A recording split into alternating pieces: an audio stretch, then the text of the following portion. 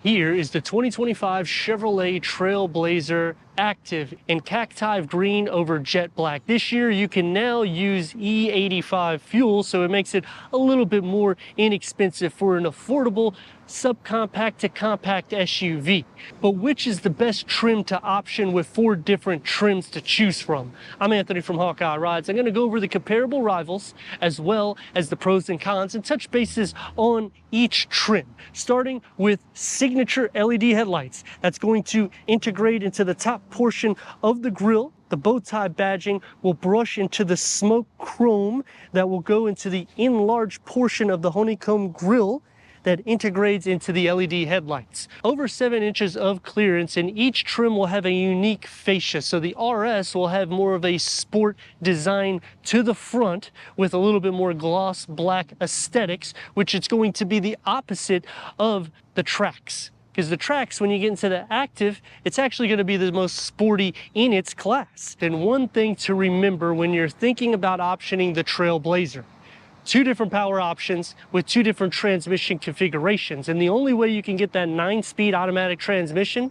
is by ticking the box for all-wheel drive. Front-wheel drive, whether you go 1.2 liter Ecotec 3-cylinder or the 1.3 3-cylinder turbocharged that we have, it's all going to be a CVT transmission, but you will increase in power because here we're getting 155 horsepower and 174 pound-feet of torque paired to a CVT transmission, achieving 29 mpgs for the city, 33 mpgs for the highway. Ticking the box for this engine though, you're getting 18 horsepower more, 12 pound-feet of torque more. So it's gonna have a little bit more motivation, but when you go to the Activ, you're not gonna get the big wheels like the RS. That will get the 19-inch wheels. These are gonna be 17-inch wheels, and standard is a 17-inch wheel. The matte black is gonna surround the fenders and the lower rocker. We have the 2-tone, so you get the white on the side view mirror with the gloss black, as well as the roof and the gloss black that's going to highlight the roof rails. Unfortunately, it doesn't have a shark fin antenna. It has an RC antenna similar to the Trax. The difference though, all-wheel drive configuration in which you have 2 different power options, but on the con, like I was saying, you can get a CVT, whereas on the Trax, they only option a 6-speed automatic transmission. Now going into competition, like Subaru, it's going to cost more money than this, especially if you tick the box for a wilderness, in which it's going to be about 5 grand more, and they only do CVT transmission. Going into Mazda is going to be similar pricing, in which they have a turbocharged engine that's going to be a lot faster than this with a standard 6-speed automatic transmission. As for Toyota and Honda, everybody knows they love their CVT transmissions, and they're going to be a lot more expensive. You're going to get a lot more features that's standard here. So you may just want to kind of look this route because you're getting a sporty exterior with a lot more standard amenities. And you can still option features through each tier, which we have a convenience package here that actually gives you a ton of features for a little bit over $1,000. Typically, these type of features, when you're thinking about Toyota and Honda, well, Honda doesn't even actually offer that, but if you think about Toyota, you're going to be spending 15 to 2 grand to get something similar for package spec. Now, when you go into the LT and the LS, you're getting halogen taillights. The LED taillights start on the RS and go up into the Activ. The lower is going to get the dual exhaust outlets that's exposed with reverse parking sensors, a reverse camera, the lower roof spoiler. It just looks sporty all around the vehicle. That's why I like the Trailblazer. It's a unique vehicle. You can get them under 30 grand, but if you really wanted to have some features, you kind of want to go at least RS in order to get things unlocked. Because anything under that trim, you're going to sacrifice in amenities on the exterior as well as the interior, and it's going to look a lot more sporty going into the RS, where this is going to have a off-road suspension. Now, it's not tuned to do something crazy like a Bronco, but it's cool that they give you some unique features when you're going into the Activ. Because we have the convenience package, you get a power lift gate going into 25.4 cubic feet of storage, which is 0.2 cubic feet less than the Trax. You get a storage cubby on both sides. Underneath gets a spare tire, and you can also lower this down. Because I'm tall, I'm going to just fold it down from the back at the 40-60 split. And this is going to max cargo to 54.4 cubic feet, which is 0.3 cubic feet more than the Trax.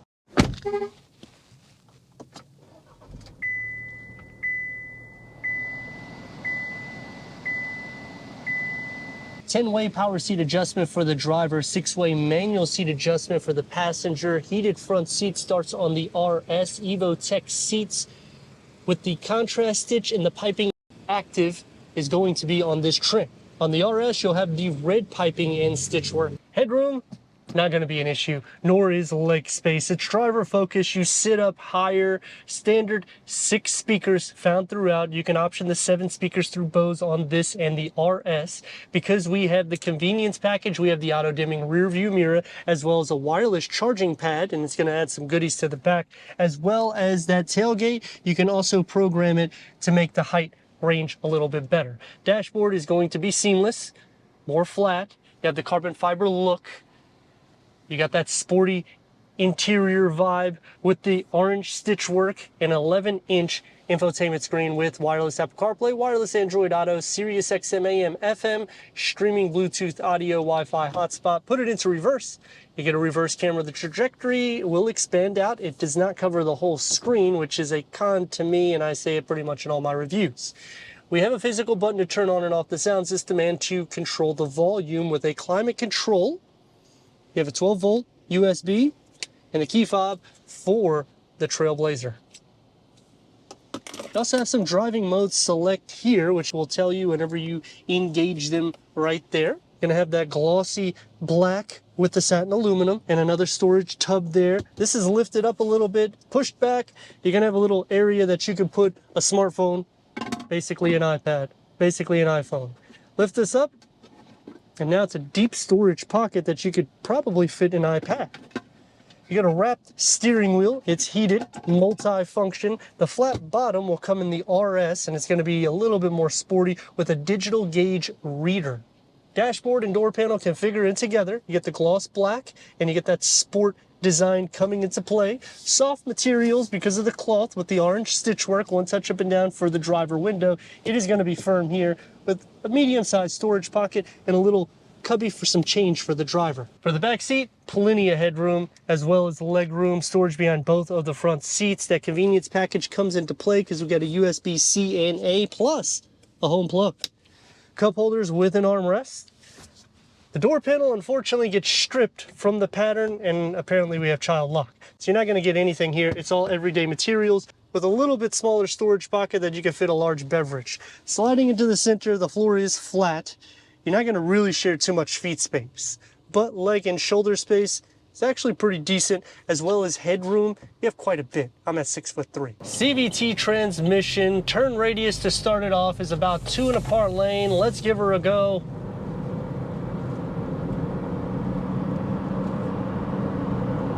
And that's what 155 horsepower back with 174 pound-feet of torque gets you. Active sound cancellation, which is okay. But once I'm starting to get into a $30,000 price point, I hate to say it, I would probably look at Buick because they are a little bit more quiet.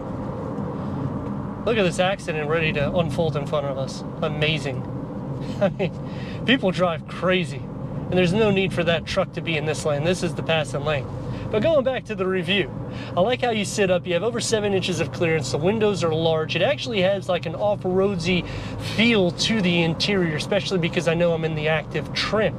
But I probably would downgrade into the RS only because it gets a little bit more sporty exterior styling, and even on the interior, I just like the red that boasts out of it. It looks more performance oriented, especially when I'm getting 18 horsepower more and 12 pound-feet of torque more than the base engine. I would also option it with an all-wheel drive so I get the 9-speed automatic transmission, but it's going to take me to some pros and cons. Starting off with the pros is the total value.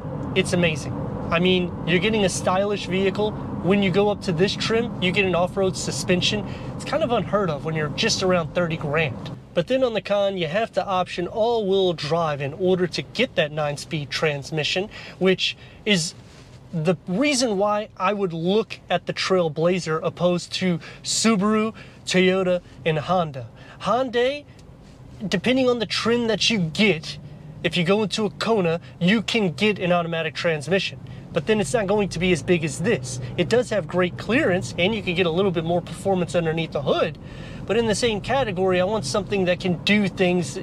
for tall people, it's just easier to get in and out of. That's another reason why you tick the box for either the Trailblazer or the Trax. The Trax, because this is kind of the baby brother to the Trailblazer, in which the Trailblazer is kind of like the cousin to the Blazer. So you have that trim differences that give you kind of everything that you need with a blend. But then on the con, you still have to option things like a wireless charging pad, auto dimming rear view mirror, a power lift gate. I mean, why would I go from a Trax to a Trailblazer? A little bit bigger. It can get better MPGs, but then I'm also spending $3,000 to $4,000 more. And these features, I'm gonna be spending about $1,200 more to get. So I can literally get a fully decked out Trax. It's not gonna have a power lift gate, but I can add features like the moonroof, and I can add some features in the interior, because both of these vehicles you can kind of a la carte it. You don't have to go up trim base, which you would have to do that with Honda. So that's one pro, but then you can see the cons on the other side. The only problem that I see with either of these two is 1.2 liter, the timing belt, it's in an oil-based design. But with every vehicle, you're going to have some obstacles, whether it's a CVT transmission, the engine, or something that's going to make people say, I don't like that vehicle. Overall, you have to put the price in perspective of what you're getting, because if you're wanting something that can be utilized for a family, daily use, and it's a practical vehicle, this ticks the box to all of that. And you're getting great MPGs, the ride is comfortable. For a long journey, you're not going to be sacrificing. We have adaptive cruise control with lane keep assist, so I mean, these type of things are not inexpensive to put on vehicles, and you're getting that with the Trailblazer. And like I said, it's like a cousin to the Blazer. So if you don't want something that big, you go this route. And you still have more capabilities than vehicles like Nissan and even Volkswagen. But let me know your thoughts in the comments, and if you're new to the channel, consider subscribing. Check out the next video, merchandise, website, and Instagram. Leave a comment and a like, and I'd like to thank Regal Chevrolet for giving us this 2025 Chevrolet Trailblazer Activ for our car review.